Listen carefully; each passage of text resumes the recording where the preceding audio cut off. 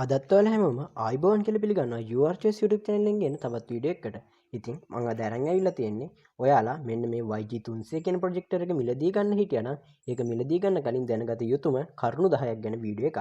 එහෙනම් channel එක subscribe කරලා වීඩියෝ එක like එකක් දාන්න. අපි යමු වීඩියෝ එකට.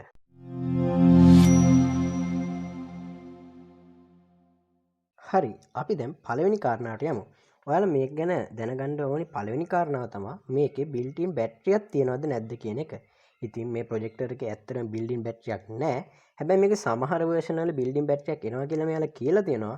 ඒ වුණාට අපි AliExpress එකේ Daraz එකේ වගේම Temu එකේ ගන්න තියෙන ඒ වගේ ඇත්තටම built-in බැටරියක් තියෙන එක නෙවෙයි තියෙන්නේ built-in බැටරියක් නැති version එක. ඉතින් දෙවෙනි කාරණාව තමයි ඔයාලා දැනගන්න ඕනි මේ ලෑම්ප් එකේ ලයිෆ් ටයිම් එක කොච්චරද කියලා. ඒ කියන්නේ මේක මේ තියෙන ලෑම්ප් එක කොච්චර ආයු කාලයක් තියෙනවද කියන එක. ඉතින් මෙයාලා කියලා තියෙන විදිහට මේක පැය 30000ක ආයු කාලයක් තියෙන එකක්. ඉතින් ඔයාලා ආසන්න වශයෙන් ඕනනම් දින ගණන් හදලා බලන්න පුළුවන් මේ කොච්චර පාවිච්චි කරන්න පුළුවන්ද කියලා. එයාලා ඉතින් පැය 30000ක් විතර තමයි මේ ලෑම්ප් එකේ ආයු කාලය දක්වලා තියෙන්නේ. හරි.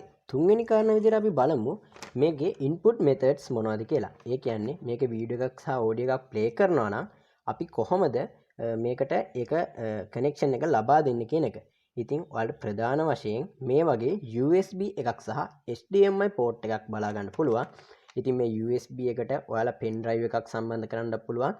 නැත්නම් ඔයාලගේ මොබයිල් ෆෝන් එක data cable එකෙන් සම්බන්ධ කරන්න පුළුවන් උනොත් මෙන්න මේ USB එක හරහා තමයි. ඉතින් HDMI එක ඔයාලා දන්නවනේ. ඒකට HDMI support කරන DVD player එකක් හරි නැත්නම් තමන්ගේ computer එක හරි සම්බන්ධ කරගන්න පුළුවන්. ඊට පස්සේ ඔයාලා එහා පැත්තට ගියොත් ඔයාලට මෙන්න මේ වගේ බලා ගන්න පුළුවන් micro SD slot එකක් සහ AV in slot එකක්. ඉතින් මේ AV in slot එකට මෙන්න මේ වගේ කේබල් එකක් ඇවිල්ලා තියෙනවා. ඉතින් ඔයාලට මේ කේබල් එක හරහා DVD player එකක් වගේ දෙයක් මේකට සම්බන්ධ කරගන්න පුළුවන්.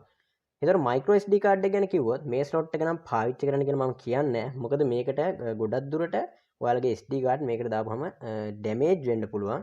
ඒක නිසා පුළුවන් තරම් AV in එකයි USB එකයි HDMI එකයි පාවිච්චි කරන්න කියලා මම ඔයාලට කියනවා. හරි. හතරෙන් කාරණාව විදිහට අපි බලමු මේකේ sound output එක අපි ගන්නෙ කොහොමද කියලා.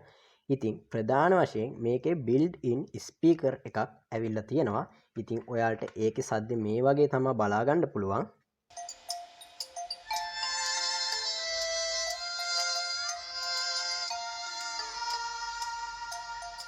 හරි දැන් ඔයාලට දාලා අවබෝධයක් ලැබෙන්නේ නැති නේ කොහොමද මේකේ ස්පීකර් එකේ සවුන්ඩ් එක තියෙන්නේ කියලා. ඉතින් ඊට අමතරව අපිට මෙන්න මේ වගේ 3.5 mm හෙඩ්ෆෝන් පෝට් එකක් තියෙනවා. ඉතින් මේක හෙඩ්ෆෝන් ගහන්න නෙමෙයි තියෙන්නේ. ඉතින් ඔයාලට පුළුවන් මේක හෙඩ්ෆෝන් ජැක් එකක් හරහා සම්බන්ධ කරගන්න. ඔයාලගේ තියෙනවා නම් Bluetooth ස්පීකර් එකක් හරි මොකක් හරි ස්පීකර් එකක් තියෙනවා නම් අන්න ඒකට සම්බන්ධ කරලා ඔයාලට මේක පාවිච්චි කරන්න පුළුවන්. එතකොට ඒකෙන් ඔයාලට වැඩි හඬක් ගන්න පුළුවන්. පස්වෙනි කාරණාව විදිහට අපි බලමු මේක පාවිච්චි කරන්න ඕනි දවල් කාලේද නැත්නම් රාත්‍රී කාලේද කියලා. ඉතින් ඒක මෙන්න මේ විදිහට මම ඔයාලටම බලා ගන්න දෙන්නම්.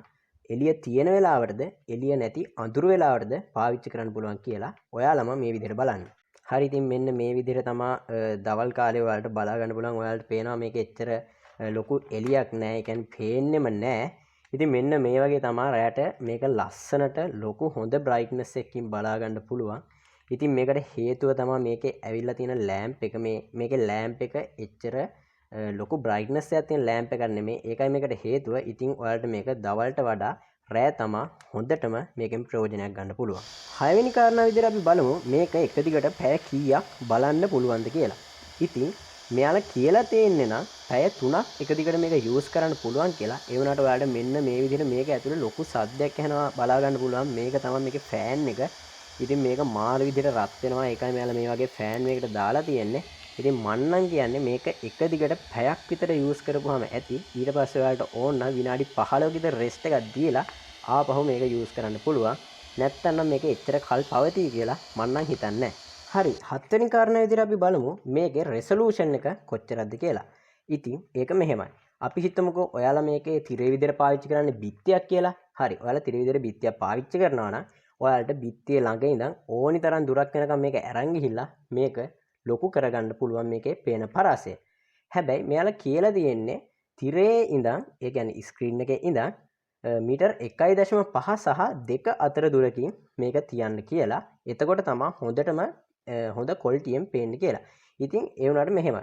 මම පොඩ්ඩක් මේක තව ඈඩ් කරලා දෙන්න. මම නම් මේක තියාගෙන තියෙන්නේ මීටර 3.5ක් විතර දුරින්. එතකොට ඔයාලට පේනවා මේක එච්චර ලොකු අවුලක් පේන්නේ නැහැ. ඒනට ඔයාලට මෙන්න මේ වගේ ළඟට ගිහිල්ලා බැලුවොත් ඔයාලට බලා ගන්න පුළුවන් මෙන්න මේ වගේ ඉරි වගේ වෙන වෙනම පේන්න පටන් ගන්නවා. ඉතින් ඔයාලත් ගොඩ දුර මේක ඇරයි යන්නේ නැතුව සාමාන්‍යයෙන් මීටර 3.5 විතර පරාසෙන් තියාගන්න. එතකොට සාමාන්‍ය හොඳ ක්වොලිටි එකකින් ඔයාලට වීඩියෝ එක බලා ගන්න පුළුවන්. හරි, ඊළඟට අපි බලමු 8 වෙනි කාරණා විදියට මේකට සපෝට් කරන වීඩියෝ රෙසලූෂන් මොනවද කියලා. ඉතින් වීඩියෝ රෙසලූෂන් සපෝට් කරන එක අපි කතා කරොත් ඔයාලට මේකේ බලා ගන්න පුළුවන් 720p සහ 1080p ඒවා විතරයි මේකේ වැඩිපුරම ප්ලේ වෙන්නේ. ඒ කියන්නේ මේකේ වැඩියෙන්ම ප්ලේ කරන්න පුළුවන් 1080p යනකම් විතරයි. ඊට අඩු ඒවා ඕන එකක් මේකේ ප්ලේ කරන්න පුළුවන්. කිසි ප්‍රශ්නයක් නැහැ. හරි, 9 වෙනි කාරණා විදියට අපි බලමු මේකට සපෝට් කරන ෆයිල් ටයිප්ස් මොනවද කියලා. ඉතින් මම මේවා ප්ලේ කරලා මෙහෙම පෙන්නන්නම්.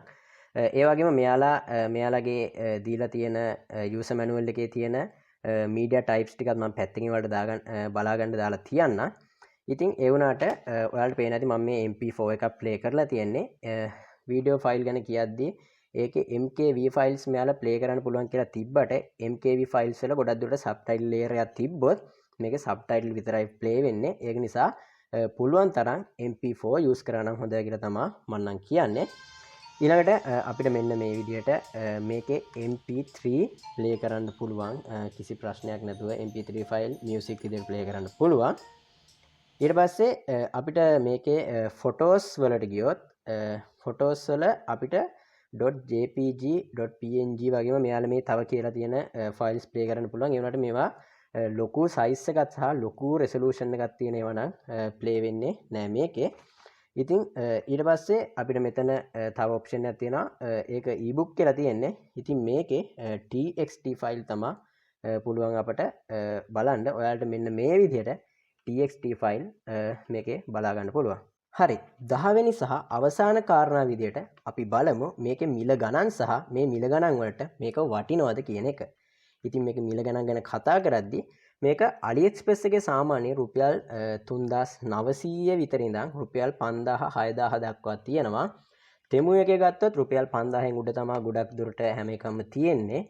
එතකොට ඩරාස් එකේ ගත්තොත් රුපියල් 3700 විතර ඉඳන් රුපියල් 5000 6000 දක්වා ඒකෙත් වැඩි වෙන මිල ගණන් වලට තියෙනවා. ඉතින් ගොඩක් කට්ටිය කියනවා මේක ටෙමු එකේ මිලදී ගන්න කියලා. මොකද ඒකේ ප්‍රොඩක්ට්ස් හොඳයි කියලා. ඔව්, ඒකේ සමහර ප්‍රොඩක්ට්ස් ක්වොලිටි වෙන්න පුළුවන්. ඒ කියන්නේ අනිත් ඒවාට වැඩිය. ඒ වුණාට මේක YG300 නම් මම හිතන්නේ YG300ම තමයි මොකින් ගත්තත්. ඒක නිසා මිල අඩු එකෙන් ඔයාලා කැමති නම් ගන්න පුළුවන්. නැත්තම් ඔයාලා කැමති වෙන එකකින් ගන්න පුළුවන්. මම ගොඩක්ම රෙකමන්ඩ් කරන්නේ ඩරාස් එකෙන් ගන්න කියලා. ඒකේ මොකද ලංකාවෙන් නෙමෙයි ගොඩක් දුරට ඒවා එන්නේ. ඒකෙත් ඕවර්සීස් සෙලර්ස්ලා තමයි ඉන්නේ ගොඩක් දුරට. චයිනා කට්ටිය තමයි ඉන්නේ. ඉතින් AliExpress එකෙත් ඉන්නේ, Temu එකේ ඉන්නෙත් චයිනා සෙලර්ස්ලාම තමයි. ඉතින් කොහෙන් ගියත් එන්නේ චීනෙන්. මිල ගණන් අඩු එකෙන් ගන්න එක ඉතින් ගොඩක් හොඳයි. එතකොට මේ මිල ගණන් වලට මේක වටිනවද කියන එක අපි ඊළඟට බලමු.